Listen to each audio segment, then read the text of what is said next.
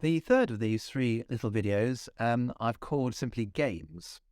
And I'd just like to suggest some games, some activities really that you can play that are going to develop your sight reading skills, a bit like a kind of sight reading technique, the way that we practice our instrument, the technique of the instrument, some ideas for improving your actual technique.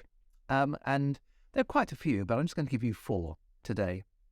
The first is simply sitting in a comfortable chair, maybe with the bit of sight reading from this book or something else that you're going to sight read, just sitting in a chair and trying to read it, looking at the music, trying to hear it in your head. That's one of the things we spoke about in using the workbook, that we always try to hear the music in our head first. But sitting in a chair and just trying to read some music, literally trying to read some music.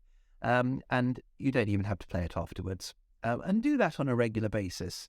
And you'll find that looking at the music becomes less stressful and you begin to have a stronger and stronger idea of what it sounds like, what it's saying, in other words. The second is all to do with rhythm. It's really very important, again, as I said earlier, that we have a strong pulse. We have that strong pulse. Whatever we're playing, we need to feel the pulse behind it. But something else I want you to develop is to be able to feel almost automatically a subdivision of that pulse. So maybe you're feeling that pulse and somewhere in your head you can hear it, and the subdivision of that pulse. So maybe these are crotchets and these are quavers. And maybe you can do that in your head now. You can feel maybe something sounding like a timpani or a big drum doing the pulse. And similarly, at the same time in your head, you can hear maybe a side drum, a higher drum, tapping the subdivision, 2 for every 1 of the pulse. Can you do that?